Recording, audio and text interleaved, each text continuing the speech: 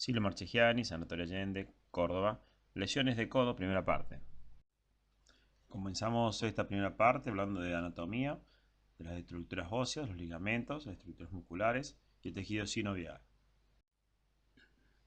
Para las estructuras óseas a nivel de codo tenemos tres elementos componentes, en el cual el húmero presenta dos paletas, dado por dos estructuras o columnas laterales que dan la topografía a lo que es la epitróclea y el epicóndilo, y una transversal que da nacimiento a la superficie articular o tróclea. Realmente estas dos estructuras o columnas son el componente principal de los ejes de fuerza, y la patología gravemente traumática asienta sobre una o dos o las dos. También tenemos dos estructuras sobre la columna transversal que son fundamental, una que es el cóndilo humeral y otra que es la tróclea, que dará asiento a la superficie articular correspondiente al cúbito. Por otra parte, en la parte más distal tenemos al cúbito y al radio como componentes de las estructuras óseas a nivel del codo. Los medios de unión o estructuras ligamentarias a nivel de codo son dos, uno lateral y otro medial. El ligamento colateral lateral presenta tres o dos fascículos, uno anterior y otro posterior, y están reforzados por el ligamento anular del codo, que une el radio y el cúbito en situación proximal, en tanto que a nivel del ligamento colateral medial existen tres fascículos, una banda anterior, una banda posterior y una oblicua o transversa, que denotan los dos ligamentos una morfología triangular. Esto es importante para tener en cuenta que muchas veces existen rupturas parciales de los ligamentos, tanto el fascículo anterior o posterior, de acuerdo a la fisiopatología del trauma. Para las estructuras musculares hay que tener en cuenta que existen dos articulaciones a movilizar, una que es el antebrazo sobre el brazo, a nivel del codo, y otro los músculos que sobrepasan esta articulación del codo y llegan a la región carpal y hacen o efectúan movimientos de carpo sobre antebrazo. Es importante tener en cuenta que existen dos componentes musculares o dos funciones diferentes, aquellos tendones que producen la flexión y otros que producen la extensión. Las lesiones que habitualmente asientan sobre las estructuras musculares superiores, que serían los que realizan la flexión del antebrazo sobre el brazo, tenemos el componente anterior, que está formado por el bíceps y el coracobraquial, y en la parte posterior por el tríceps. Son músculos de gran magnitud que en el caso del bíceps presenta dos tendones, un tendón propiamente dicho y otro reflejo que se extiende sobre la región subaponeurótica por encima de los músculos epitrocleares, en tanto que a nivel de codo, en la paleta humeral externa, se insertan diferentes músculos que van a actuar sobre la pronación y supinación del brazo y sobre todo, del antebrazo, y sobre todo sobre lo que es la rotación tanto interna como externa de la mano.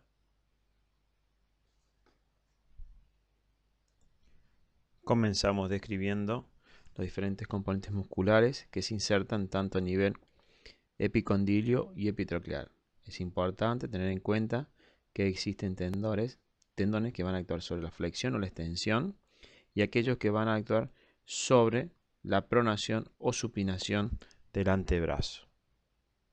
Para comenzar, es importante tener en cuenta que el grupo flexor se divide en tres capas: superficial, intermedia y profunda.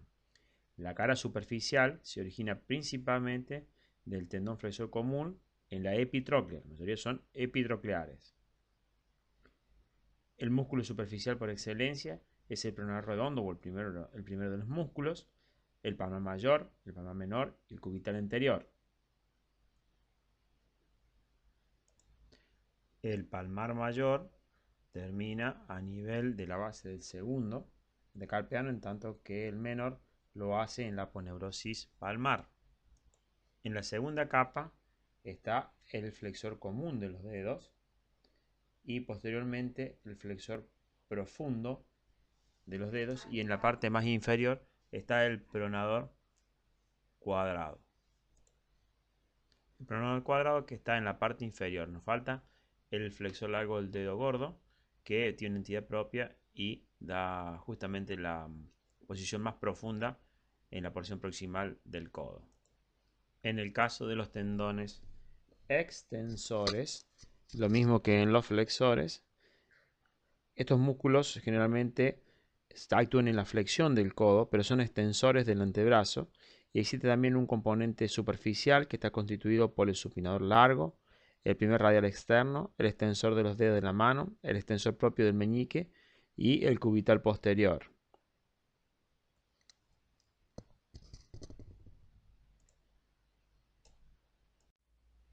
Los extensores profundos son el aductor largo del pulgar, el extensor corto del pulgar, el extensor largo del pulgar y el extensor propio del índice.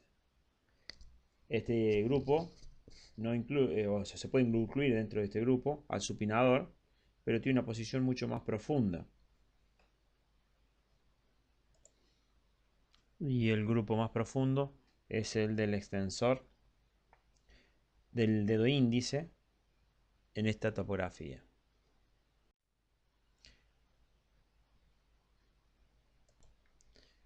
En esta topografía es importante tener en cuenta en el recorrido de estos tendones la superposición que puede llegar a existir a nivel del antebrazo en situación inferior, que van a dar nacimiento a dos entrecruzamientos, el entrecruzamiento superior e inferior, que van a estar dados el pasaje del primer y segundo radial sobre el extensor y aductor del dedo pulgar. Repasando entonces, tenemos que los músculos más superficiales, flexores a nivel del antebrazo de origen epitroclear son el supinador largo, en tanto que los epicondilios son el pronador redondo, el palmar mayor, el menor, en la situación más superficial.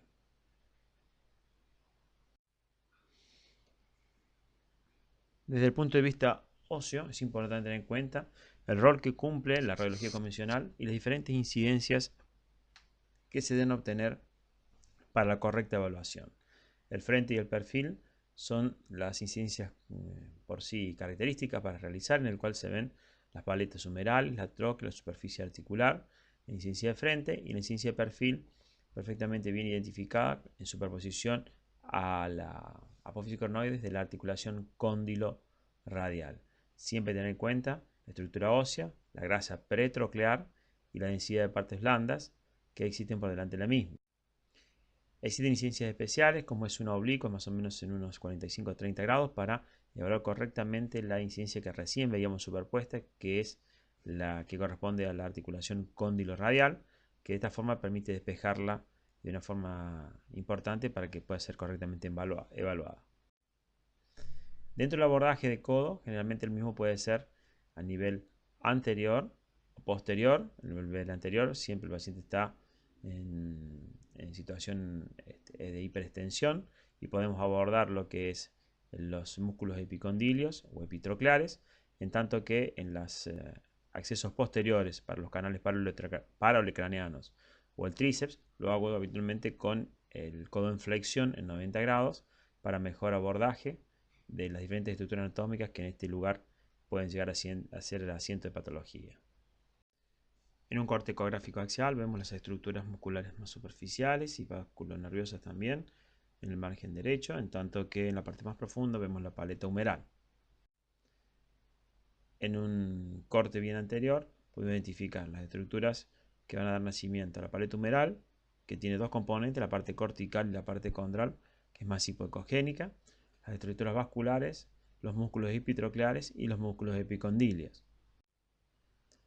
En el abordaje anterior, en el corte sagital, es importante evaluar al bíceps, que el bíceps presenta una doble oblicuidad. Una es la profundización y la segunda que es la lateralización hacia la tuberosidad bicipital, y esta distribución de la fibra o dirección de la fibra lleva a que produzca un gran anisotropismo en el hallazgo ecográfico y nos pueda confundir con el asiento de alguna patología. Entonces, a doble oblicuidad, y hay que tener mucho cuidado con el ángulo de corte o el ángulo de ataque al tendón. Por eso es importante realizar una ligera rotación distal del transductor para alinear correctamente las fibras y no tener un falso positivo de lesión.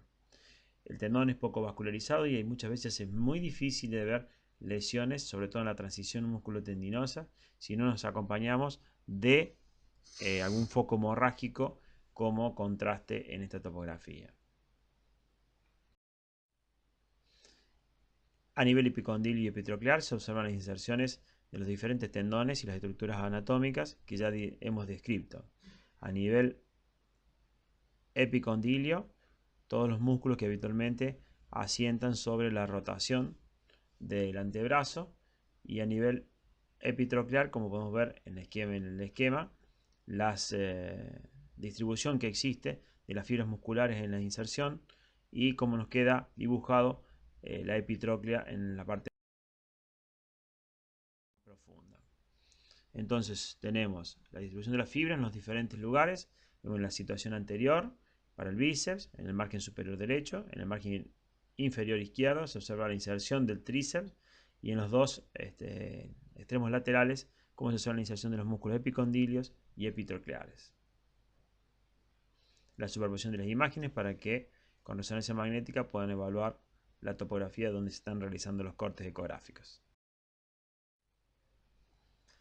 Aquí están viendo en la parte externa la distribución, la morfología ósea. Se ve perfectamente bien lo que es el radio con la cúpula radial y el epicóndilo, cómo se ve exactamente la inserción de los músculos epicondilios, y la grasa, que es una de las principales a tener en cuenta cuando existe derrame en el espacio cóndilo radial.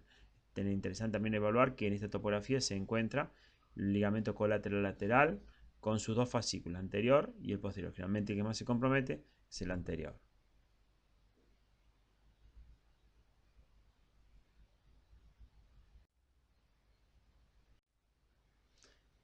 En la situación posterior vemos cómo se ve la inserción del tendón del tríceps. La grasa, por debajo vemos la grasa de la superficie articular o de la fosa olecraniana, donde llega el olecranon a interponerse, que también en cualquier patología puede hacer asiento de exclusión de la misma, como el proceso traumático, pueden dar hemorragia en este lugar. Y por fuera de la misma existe una situación virtual o un espacio virtual que es asiento de la sinovitis, habitualmente periolecraniana, que cuando se llena de líquido se observa correctamente en esta incidencia sagital. Dentro de las lesiones que habitualmente vamos a describir en esta exposición, tenemos lesiones que asientan sobre el hueso y las lesiones condrales, las lesiones articulares del cartílago y el tejido sinovial, las lesiones ligamentarias de origen casi todas traumáticas, tendinosas, musculares, vasculares y nerviosas. ¿Qué podemos ver en un estudio en lesiones que asientan sobre estructura ósea? Vemos en el caso de fracturas o disrupciones corticales, ya sean fracturas con desplazamiento, sin desplazamiento, que las podemos evaluar con radiología, con ecografía, con tomografía, con resonancia magnética, cuáles son los diferentes hallazgos que nos pueden aportar la misma. Para el caso de los niños hay que tener en cuenta que como no tienen desarrollada la masa ósea, nos tenemos que basar en la dirección que existe de los huesos largos, en la región diafisaria de los huesos largos, y sobre todo en las estructuras de partes blandas.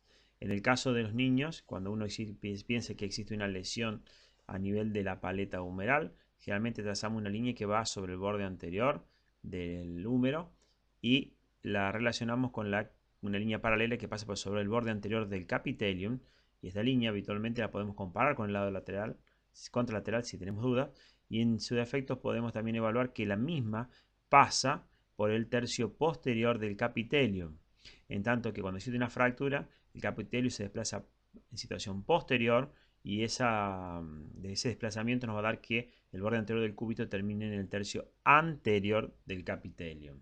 También tenemos que ayudarnos que existe en este tipo de patologías una probable exclusión de la grasa pretroclear por el foco hemorrágico.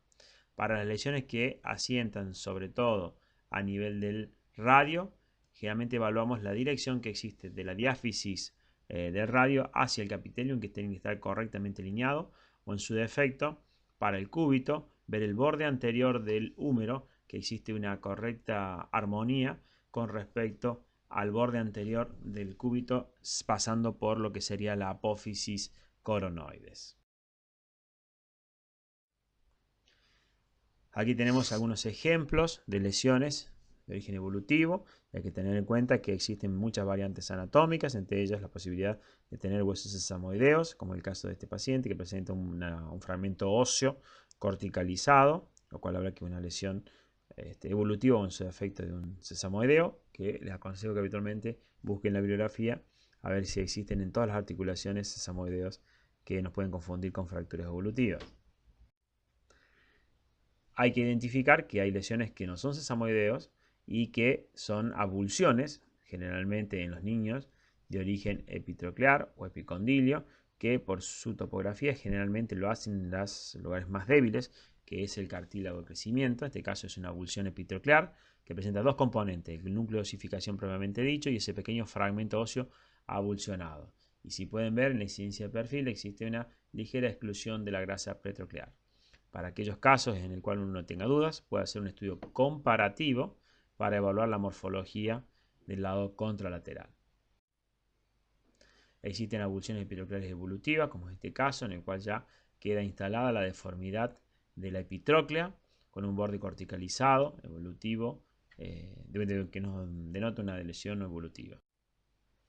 En tanto que esta avulsión ya es epicondilia, no es epitroclear con lo que habíamos visto, y presenta digamos, una avulsión del casquete de la cortical ósea en situación lateral, que es justamente lo mismo que decía recién, pueden llegar a ser estudios comparativos. Pero nótese en la incidencia de perfil la gran exclusión de la grasa pretroclear, que habla justamente de un foco hemorrágico intraarticular. También nos podemos ayudar de lo que es la resonancia magnética, que nos va a dar una mejor evaluación de las estructuras partes blandas.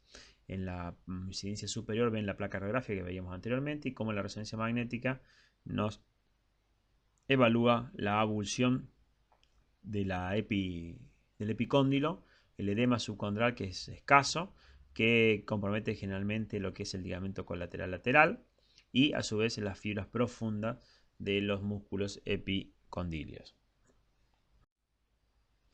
Otro caso más, que te cuento una avulsión epitroclear, es como está totalmente avulsionada la epitróclea, con un trauma que viene desde la región epicondilia, como hay componente de aspecto contusivo sobre partes blandas en tejido subcutáneo, y se ve cómo está desprendida la epitróclea con toda la masa ósea y las estructuras musculares que allí se insertan. Como dijimos anteriormente, en los niños hay que tener cuidado, sobre todo en las alineaciones. Aquí ven una incidencia de perfil, como el radio está totalmente desalineado del capitelium y lógicamente habla de una luxación cóndilo-radial.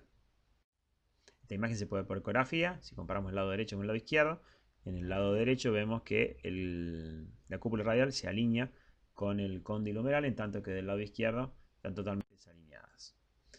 Para las lesiones de origen de fracturas, habitualmente hay diferentes clasificaciones, sobre todo la cúpula radial, aquellas que tienen poco desplazamiento, que lo hacen a nivel de la superficie articular o la base de la cúpula radial, y aquellas tipo 2 o 3 que presentan un desplazamiento moderado o importante en las tipo 3, en el cual compromete la superficie o la región del capitelium. Ven en la parte inferior cómo se observa una fractura sagital en la incidencia de perfil, que excluye parcialmente la grasa pretroclear, que habla justamente de una hemorragia, o aquellas lesiones, es tipo 1, en aquellas lesiones que asientan sobre la cúpula, que es tipo 2, con desplazamiento de mayor envergadura, con también exclusión de la grasa pretroclear, como se ve como indican las flechas. En tanto que este caso es una fractura ya más evolutiva, una tipo 3, se ve que la cúpula radial está totalmente luxada en sentido lateral, o en su defecto conminutivo. La resonancia magnética también nos puede mostrar fracturas o trazos de fracturas, que los mismos pueden ser sagittales, transversales, con el edema de partes blandas y el derrame articular. Otro caso de fractura que es importante evaluar con la tomografía o con la resonancia magnética, el grado de hundimiento que existe en la superficie articular y la cantidad de fragmentos que se observan en este lugar. Otro caso de fractura sagital de la cúpula radial, aparentemente es una doble fractura con un gran nivel sanguíneo intraarticular que se agrupa sobre el receso posterior. Esto es una fractura evolutiva de la cúpula radial con luxación. Fíjense que existe un cambio degenerativo sobre las dos superficies articulares, mala alineación y pobre proceso inflamatorio contusivo agudo. La tomografía es muy importante para evaluar mejor los fragmentos óseos, no así las partes blandas, en el cual vemos que existe una fractura de luxación de la cúpula radial, este es una tipo 3, con fragmentos que van desde el 20 al 30% de la superficie articular, con lesiones conminutivas de menor tamaño. También es importante evaluar cuál es la distribución de los fragmentos, porque muchos de ellos se alojan en el receso anterior o posterior y hay veces hay que sacarlos para que no produzcan ningún tipo de lesión en largo plazo. Las lesiones que asientan a nivel de las estructuras ligamentarias, desde el punto de vista radiológico, son imposibles de ver, salvo cuando realizamos maniobras de estrés. Este es un caso de un estrés medial, en el cual vemos que existe una gran diastasis del espacio articular correspondiente al ligamento colateral medial, y eso habla que existiría una ruptura del mismo. El paciente previamente va a tener una luxación posterior del codo con una rotación asociada y una luxación sobre todo del cóndilo con la cúpula radial. Otro caso más de luxación de codo, que es importante evaluar correctamente la topografía de la cúpula radial y sobre todo la posibilidad de ver fragmentos óseos que asientan sobre la apófisis coronoides, porque es uno de los lugares donde mayor estabilidad se observa y hay que evaluar correctamente si la misma está indemne o no. Aquí vemos cómo hay una fractura evolutiva de codo con luxación y aquí vemos cómo está la fractura de la cúpula radial en la porción anterior, pero existe también una fractura de la apófisis coronoides que, como dijimos, era un importante medio de estabilización y hay que informarlas porque tiene que hacerse la reparación del mismo, de lo contrario se van a realizar luxaciones reiteradas.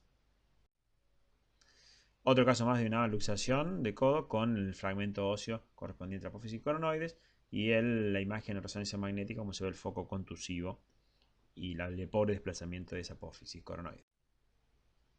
También se pueden dar fracturas a nivel de la pared humeral, sobre todo se hacen generalmente a nivel del cóndilo humeral. El mismo puede estar fracturado y luxado, como en este caso en situación anterior, donde las superficies articulares no son congruentes y tiene que entrarse a una reparación inmediata para no caer en una artrosis posteriormente.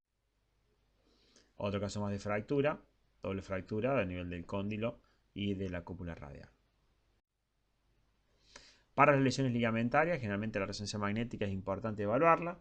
Vimos anteriormente que la radiología nos permitía evaluar desde el punto de vista de estrés la posibilidad de diastasis del espacio articular, en tanto que la resonancia magnética nos permite evaluar la morfología del ligamento y también la posibilidad de compromiso tanto de los músculos epitroclares como epicondilios. Aquí estamos viendo una ruptura del ligamento colateral medial con un gran compromiso de los músculos epitroclares, que son también entes de estabilidad del codo. En este caso de una ruptura del ligamento colateral medial, sin compromiso capsular y con compromiso de las regiones profundas de los músculos. También ruptura del tendón del tríceps, que pueden estar asociadas a las lesiones ligamentarias. No solamente se ve la ruptura parcial del tríceps con focos hemorrágicos lineales, sino el fenómeno contusivo que existe sobre la médula ósea. Otro caso de una fractura, de una ruptura del tendón del tríceps de mayor envergadura, que da también inestabilidad. Como están viendo, está totalmente desflecado el tendón, ese tendón está desflecado y presenta gran componente capsular posterior. Para las lesiones óseas, muchas veces la radiología nos da una muy buena imagen, pero a veces es difícil y cuando el dolor es tan focalizado y clínicamente poco perceptible al hallazgo radiológico o traducción radiológica, la ecografía nos puede ayudar. Aquí están viendo una fractura por insuficiencia de un cúbito en la parte distal, ven la disrupción cortical en la ecografía, esa imagen hipocogénica periférica que puede corresponder al hematoma reciente, y en la radiología convencional es difícil de verlo, pero retrospectivamente es más fácil ir a buscarla y ver cómo existe la disrupción cortical sin desplazamiento del cúbito, como la flecha así lo indica. También fracturas, ahí ven la disrupción cortical con el pequeño hematoma periférico, visto ecografía. En el caso de las fracturas evolutivas, la ecografía puede ayudarnos a evaluar el grado de consolidación generalmente cuando existe una formación de un callo óseo, la penetrancia del ultrasonido disminuye notablemente y uno puede evaluar perfectamente la evolución del trazo de fractura, sobre todo en los primeros 6 meses, en pacientes osteoporóticos, en pacientes que no presentan una posibilidad de consolidación efectiva. Entonces vemos cómo en este caso la cortical ósea encuentra hay una disrupción de la cortical ósea con una formación de callo por encima y no hay penetrancia del ultrasonido, por lo cual podemos definir que este callo óseo está en correcta evolución. También podemos ver en ecografía, sobre todo en algunos pacientes, donde existe un dolor y generalmente no podemos poner de manifiesto algún tipo de lesión subyacente, como este caso de esta fractura de la placa de fijación del radio, como se ve la angulación en topografía de la región central, en el lugar donde se ancla el tornillo, y evaluar la posibilidad de que algún tendón esté anclado sobre la fractura de la placa o adherido a la placa o en su defecto comprimido por la placa, que son hechos evidentes o comunes posquirúrgicos. En este caso se muestra una placa de fijación sobre la corredera palmar que está atrapando al nervio flexor y que la maniobra dinámica lo permite correctamente identificar. También se pueden ver lesiones ocupantes óseas de tipo perióstico. En el caso estamos viendo la cortical ósea, en la parte inferior hiperecogénica, una estructura hipoecogénica en la parte central y el periósteo cómo está desplazado. Y eso habla que existe una lesión ocupante espacio, puede ser un hematoma, puede ser un quiste dermoide, algún tumor, etc. La placa condral también se evalúa por ecografía y si ven en el extremo superior cómo se observa perfectamente la imagen hiperecogénica cortical, la imagen hipoecogénica que es la placa condral, y uno puede evaluar en zonas superficiales o regiones anteriores o posteriores de las articulaciones focos de osteocondritis, como están viendo en la resonancia magnética en la parte inferior, derrames o en su defecto focos sinoviales patológicos en las articulaciones. Están viendo el caso de una osteocondritis en la porción anterior del cóndilo. La resonancia magnética pone de manifiesto el grado de lesión, la esclerosis que habla de la evolutividad y el derrame articular. También existen fenómenos degenerativos secundarios a estos focos de osteocondritis, como en este caso en el cóndilo humeral con un gran proceso inflamatorio subyacente, erosión de la placa condral y formaciones geódicas subcondrales. Otro foco de osteocondritis que asienta sobre el cóndilo humeral en la porción lateral con la formación geódica subyacente. Otro caso de osteocondritis, fenómeno degenerativo asociado, lo mismo que vemos siempre, compromiso de la placa condral, formaciones geódicas subcondrales y edema subcondral si el proceso es crónico reagudizado. Otro foco de osteocondritis, en este caso evaluamos con resonancia magnética que no existe compromiso subcondral ni disección del fragmento. ¿Para qué nos sirve saber si está disecado o no? Porque eso habla de la viabilidad del fragmento. Si el fragmento está hipointenso, no tiene viabilidad. Si el fragmento está disecado y el líquido sinovial se ha interpuesto entre el fragmento y la masa ósea, lo más probable es que ese fragmento se esfacele a la superficie articular y forme un cuerpo intraarticular extraño y predisponga a fenómenos degenerativos o a una osteocondromatosis sinovial. Otro caso de focos de osteocondritis que asientan sobre las dos superficies hacia el cóndilo humeral como la cúpula radial.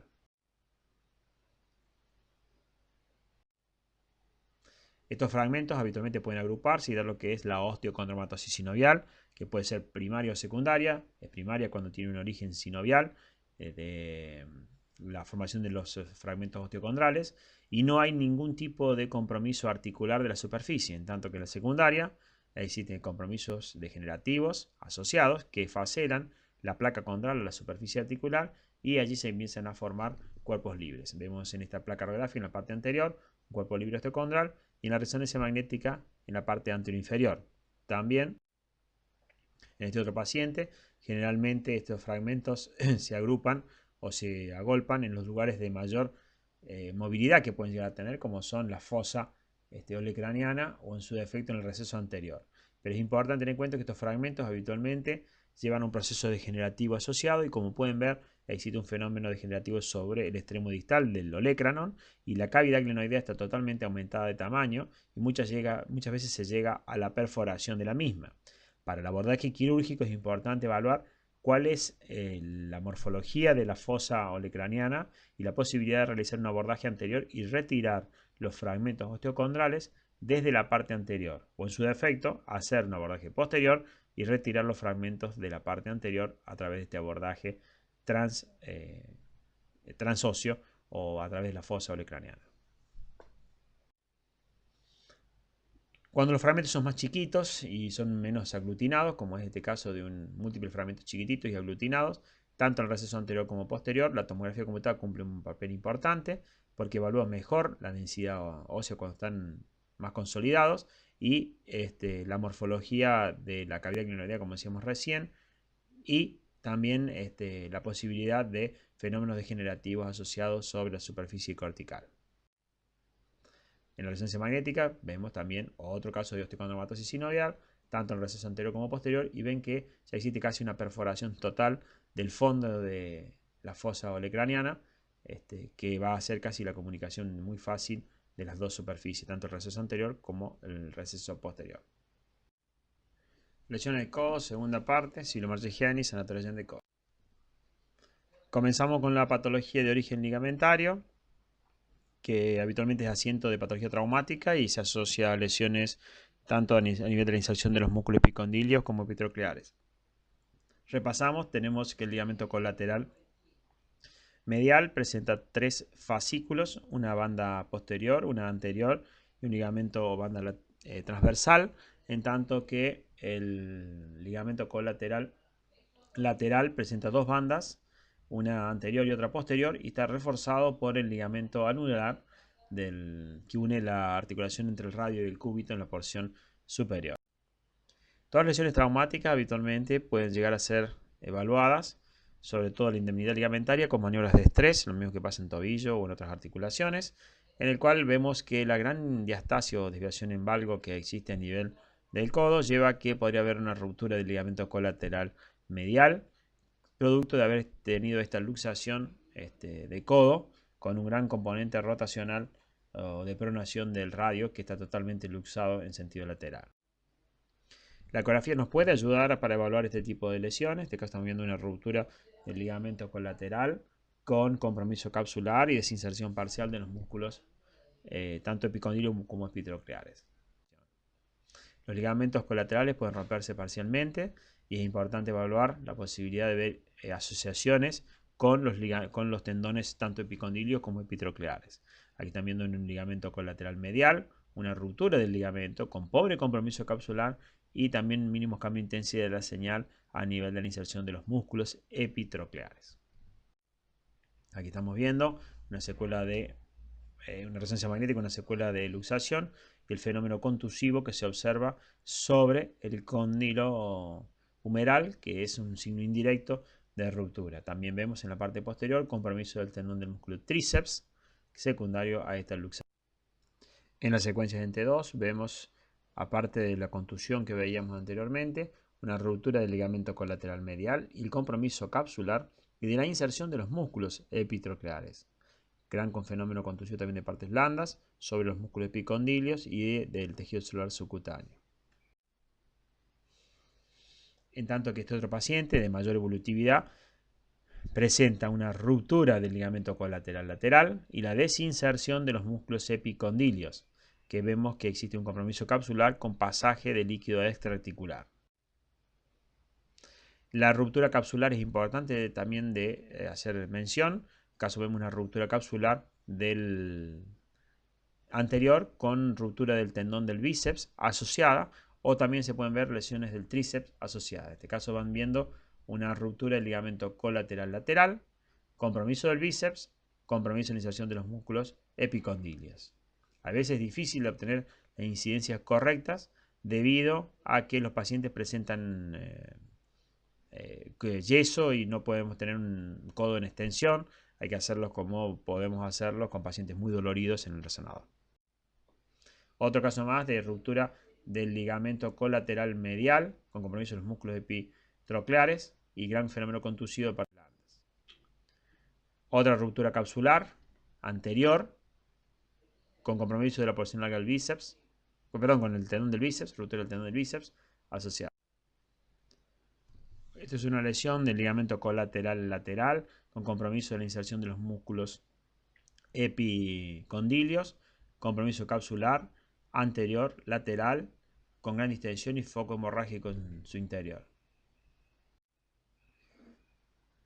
Ruptura en un chico del ligamento colateral medial. Tienen que ver correctamente que está roto el ligamento y parte de la inserción de los músculos epitrocleares. En esta incidencia entre 2 vemos cómo existe un compromiso capsular anterior con salida de líquido extraarticular. Es importante evaluar cuál es el grado de compromiso tanto capsular anterior como posterior. Generalmente la ruptura capsular es anterior porque las luxaciones son por desplazamiento del antebrazo en sentido posterior. Aquí estamos viendo un caso de ruptura ligamentaria y muscular. Importante ver en los cortes sagitales y axiales cómo existe cambio de intensidad de la señal sobre los músculos tanto epicondilio como epitrocleares. Vemos en los cortes sagitales cómo existe un gran compromiso hemorrágico en los mismos y por supuesto también sobre el tendón del bíceps en la porción anterior. En este caso el compromiso capsular anterior es importante y se observan focos hemorrágicos que sobrepasan la superficie capsular. Secuencias en T1 y T2 manifestando más o menos lo mismo y se ve perfectamente en el borde más medial cómo está la ruptura capsular, como la flecha así lo indica. Pasamos al segundo capítulo, que son las lesiones tendinosas. Estas pueden asentar a nivel de la inserción osteotendinosa, lo puede hacer sobre el tercio medio del tendón o en la transición músculo-tendinosa, que es el lugar habitualmente donde se observan lesiones o rupturas, porque existe menor vascularización y mayor fragilidad del tendón. Es importante tener en cuenta que la clínica es fundamental para la correcta evaluación. Generalmente los pacientes presentan dolor, sobre todo la compresión, o en maniobras funcionales que la ecografía nos permiten simular o reproducir. Y hay que tener en cuenta también un gran componente subjetivo, sobre todo en la patología laboral, en aquellos pacientes que simulan patologías. Para eso tener en cuenta que la ecografía cumple un rol importante y dentro de lo que es la superficie articular ósea tenemos que describir correctamente la estructura cortical, la placa condral, la inserción de las estructuras tendinosas y el espacio articular.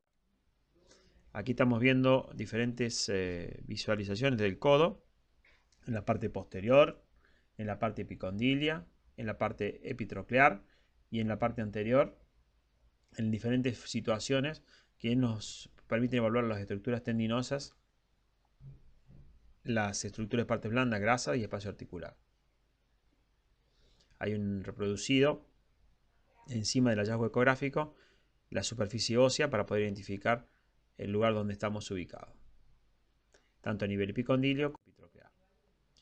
Como dije anteriormente, las lesiones se pueden asentar a nivel de la transición musculotendinosa, en el tercio medio o en la inserción osteotendinosa.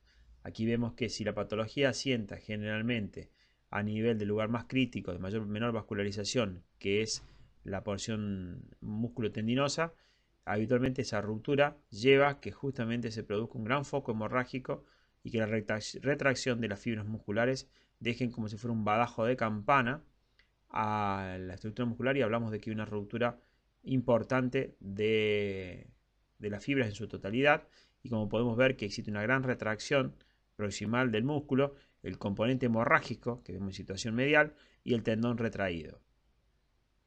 Las lesiones que asientan sobre el tercio medio generalmente lo hacen a nivel del tendón propiamente dicho, engrosándolo en el caso de las lesiones crónicas o produciendo focos hemorrágicos en su interior y divulsionando las fibras que se denomina split, y ello habla que cuando la lesión es aguda tiene poco componente inflamatorio en Power Doppler, en tanto que si la lesión es evolutiva el componente Power Doppler es significativo. Y por último, las lesiones que asientan sobre la transición músculo-tendinosa son difíciles de ver a veces, muchas veces se representan con el hallazgo ecográfico, con la palpación ecográfica con el transductor, porque muchas veces tiene esa imagen hipoecogénica que normalmente por el anisotropismo o la menor posibilidad de visualización de las fibras se observan normalmente. Entonces es importante en cuenta que la palpación en este lugar es fundamental y la orientación del transductor también lo es.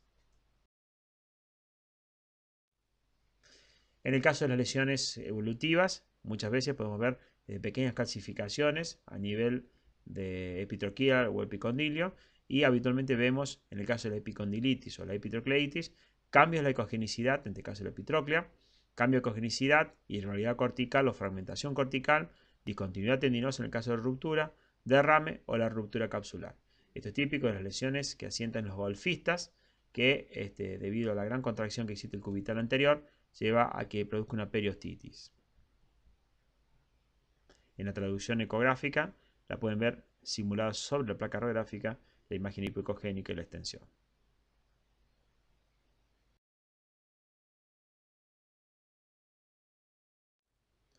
En el caso de las lesiones que asientan a nivel epicondilio, generalmente de los tenistas, un gran porcentaje después de los 30 años presentan signos de epicondilitis.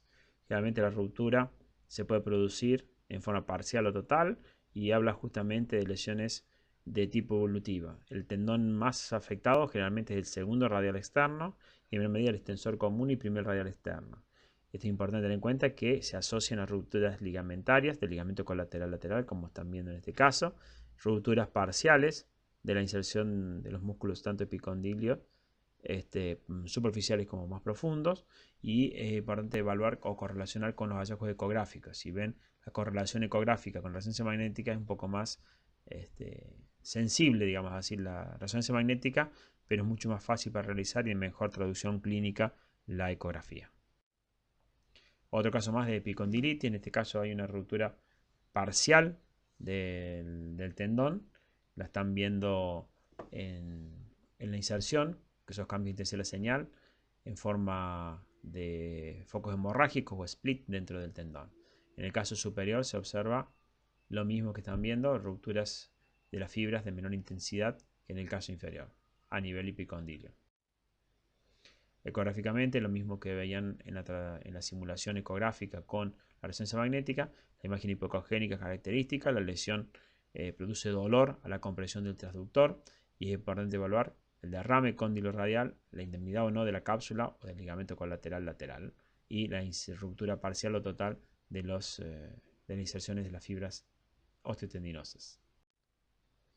Estas lesiones denominadas epicondilitis, que asientan generalmente en más del 50% de los jugadores de tenis después de los 30 años, sobre todo que han cambiado el hábito del golpe o el instrumento que sería la raqueta, lleva a que produzcan fenómenos inflamatorios en el codo, que en el cual uno puede dividirlo en 4 o 5 estadios, de acuerdo a las clasificaciones.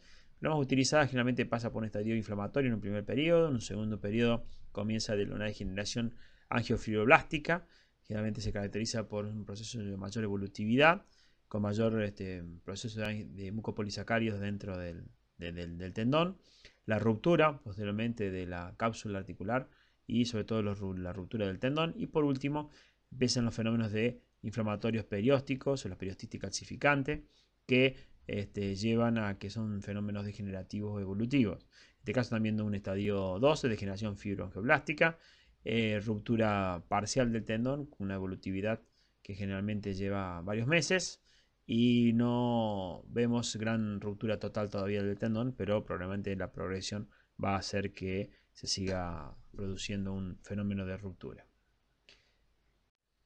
Cambiamos de región, ya dejamos la situación lateral, pasamos a la anterior. Como dijimos anteriormente, el bíceps presenta una doble inclinación en cuanto a la inserción en el codo, arribando hacia la tuberosis bicipital. Esa alteración de las fibras en la dirección lleva a que haya cambios en la ecoestructura y sobre todo en el anisotropismo que nos puedan llegar a denotar patologías que no existen. Es importante que uno tiene que habitualmente buscar alteraciones del paralelismo de las fibras, siguiéndolo con el traductor en sentido de rotación del traductor hacia la parte externa para evaluar el último tramo del bíceps, que es la inserción bicipital. Alteración de la ecoestructura, cuidado con el anisotropismo, colecciones subyacentes al tendón y asociaciones con tejido sinovial. En este caso están viendo en la ruptura del bíceps, en la transición tendinosa en el antebrazo, como vimos anteriormente, una ruptura con retracción de la porción proximal, el badajo de campana y la colección hemorrágica distal a ese badajo de campana. Otro caso más de ruptura total del bíceps distal, también del badajo de campana, la colección hemorrágica en los cortes sagitales y en el corte transversal abajo a la izquierda, el tendón retraído. El bíceps normal habitualmente lo podemos ver en la resonancia magnética como lleva su dirección y su dirección hacia la tuberosis bicipital hace que uno tenga dificultades para evaluar cuando el tendón se llega a la parte distal o cuando se inserta en el bíceps, porque está a veces muy oculto. Eso es importante tener en cuenta al bíceps en su evaluación.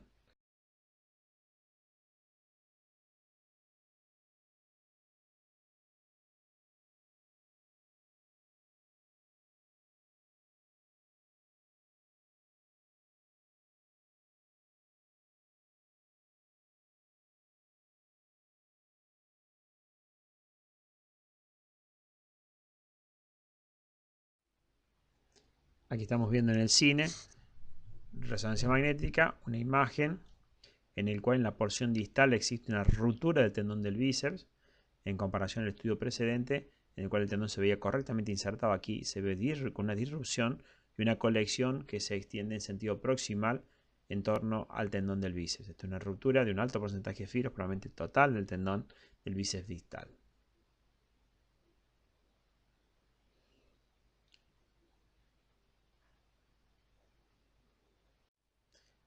Estas lesiones a veces en los cortes axiales, probablemente dicho, se ve lo mismo que veíamos en los cortes transversales en ecografía, que el tendón presenta áreas hemorrágicas en el interior con un aumento de tamaño, una colección periférica al tendón sobre el tejido sinovial y un proceso retráctil de la transición músculo-tendinosa. El corte sagital así lo muestra también, como hay una retracción, la colección hemorrágica del tendón. Otra ruptura del tendón del bíceps, como se ve la ruptura con la retracción. Hay que tener en cuenta que muchas veces estos van asociados a otro tendón similar de similar función que es el coracobraquial. La retracción del bíceps, del tendón, como en la parte distal, sobre la retracción y la colección hemorrágica y los cambios de intensidad de la señal periférica. Ruptura parcial del tendón del bíceps con retracción proximal del tendón, la colección hemorrágica. También lesiones del tríceps, como veíamos anteriormente, en los procesos traumáticos pueden estar asociados a tendones al ruptura del tendón del tríceps, sobre todo cuando hay una luxación anterior. A continuación, veremos las lesiones musculares que asientan luego de un proceso traumático, ya sea por un desgarro, una hernia o lesiones tumorales. Este caso es un proceso traumático en el cual existe una gran contusión hemorrágica profunda a nivel del músculo bíceps, como que presenta una extensión profunda en íntimo contacto con la estructura ósea, desplazando las estructuras musculares y produciendo grado de compresión de las fibras profundas. También se pueden ver rupturas de la aponeurosis con herniación muscular. En este caso, un antebrazo que se va a hacer una discontinuidad de la fascia aponeurótica con protrusión de la masa muscular, sobre todo en maniobras de contracción muscular, que permite la deformidad y la pérdida en anatomía normal de las fibras musculares superficiales, las que presentan herniación hacia la región superficial. Aquí también un antebrazo con una deformidad en la parte anterior, como si fuera una prominencia. En maniobra dinámica se ve que la estructura muscular se desplaza en sentido anterior. Las lesiones articulares, tenemos diferentes tipos, traumáticas o degenerativas. Comenzamos por las lesiones de origen traumático, que generalmente lo que vemos es un derrame sobre el receso anterior que permite la exclusión de la grasa preauricular, como vemos en la imagen radiológica, en tanto que en la resonancia magnética se objetiva un gran derrame, que es importante evaluar si existe o no compromiso capsular. Este es el caso de un compromiso capsular anterior con ruptura y salida de líquido sinovial extraarticular, con un foco hemorrágico probablemente, evolutivo. La ecografía también permite ver derrames articulares, sobre todo en el receso anterior, y focos hemorrágicos, como el que están viendo en el extremo superior, que distiende la cápsula.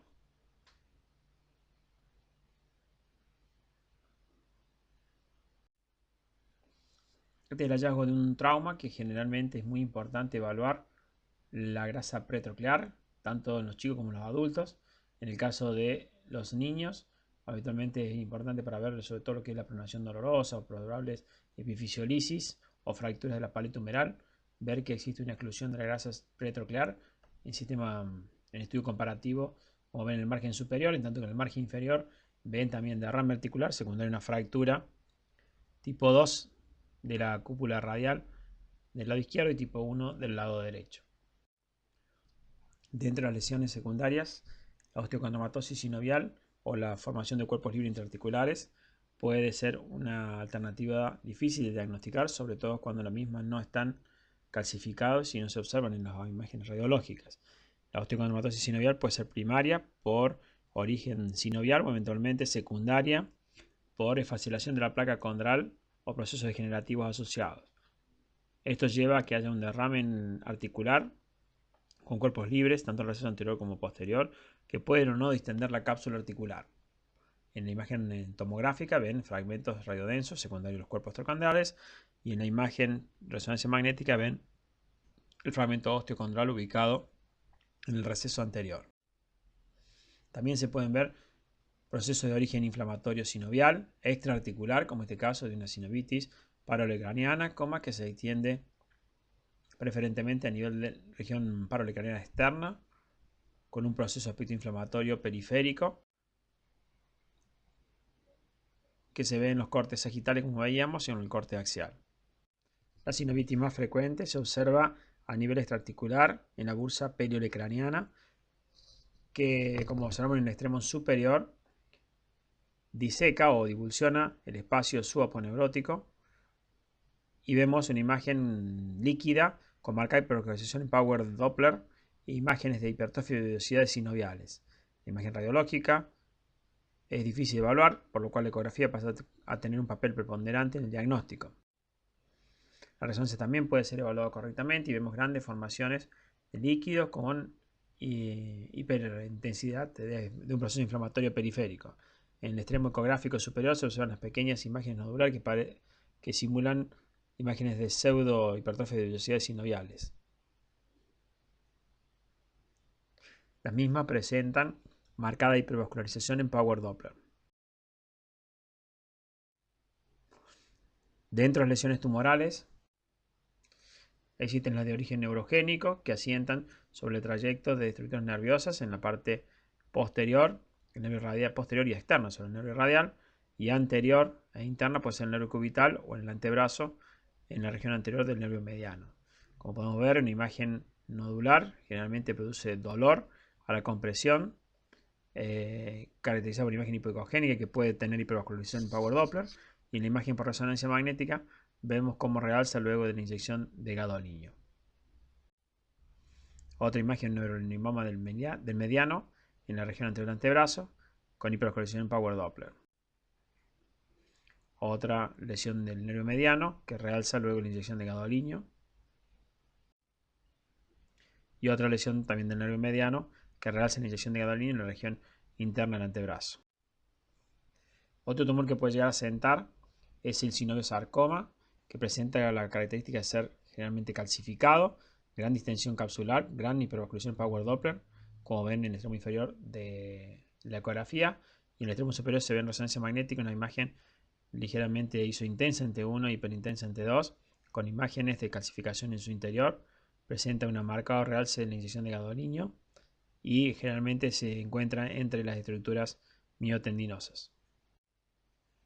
Esta es una señora de unos 60 años aproximadamente que presentaba esta gran formación de 4 meses de evolución en la región anterointerna del antebrazo, y vemos la vascularización que se observaba, las calcificaciones y el aumento de la densidad en partes blandas en las imágenes radiológicas.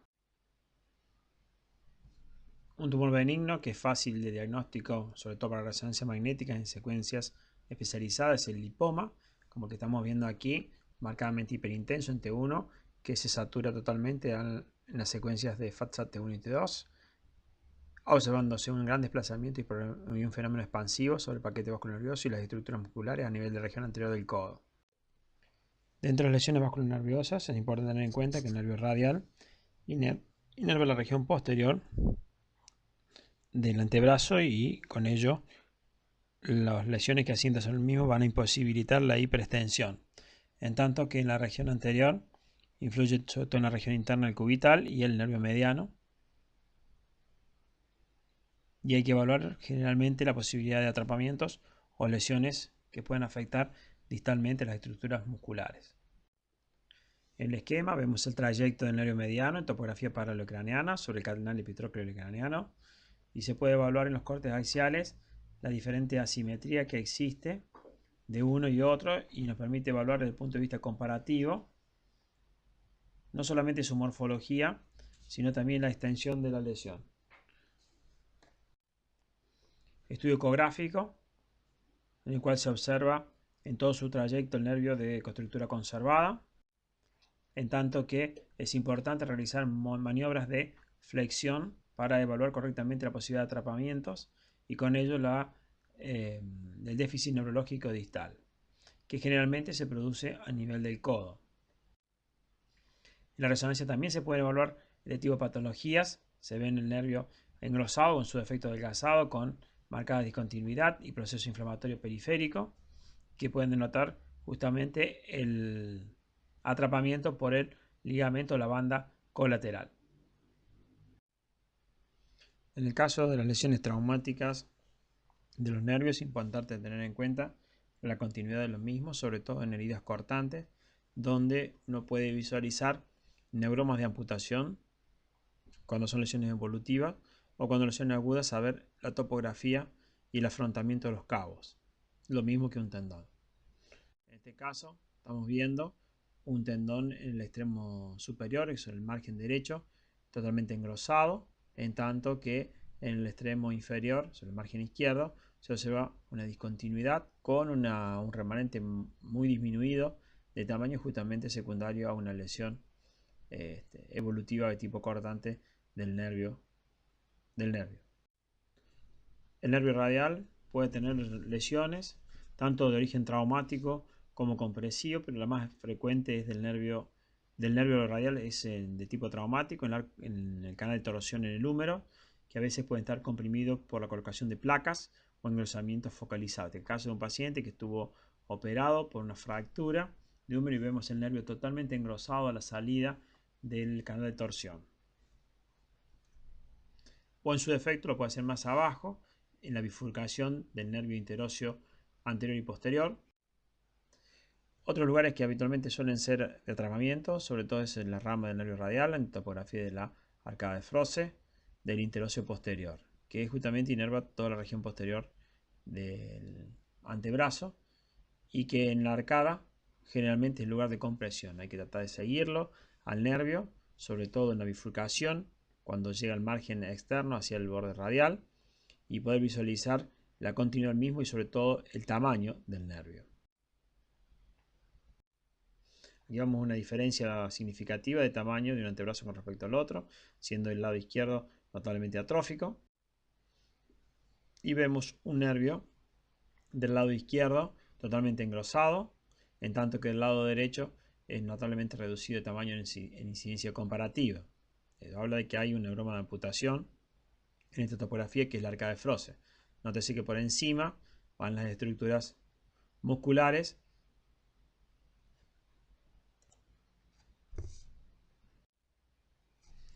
en un corte más medial del antebrazo se observa la marcada simetría de los músculos, tanto el lado derecho como el lado izquierdo, observándose atrofia sobre el lado izquierdo de las estructuras musculares y el nervio asimétrico sobre la arcada, que habla justamente de un neurinoma por atrapamiento. Por último vamos a presentar una artorresonancia magnética de codo, un método poco utilizado. Se utiliza desde el punto de vista dinámico para evaluar sobre todo las aplicaturas de la articulación y sobre todo la imagen pseudomeniscal que se observa en la región externa, en la articulación cóndilo-radial.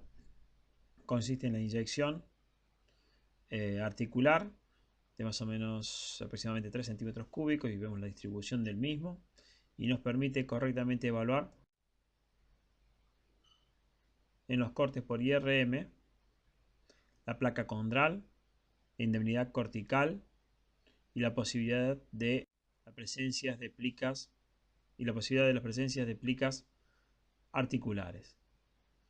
Veamos los cortes sagitales, axiales y coronales para la visualización de tipos de lesiones osteocondrales preferentemente.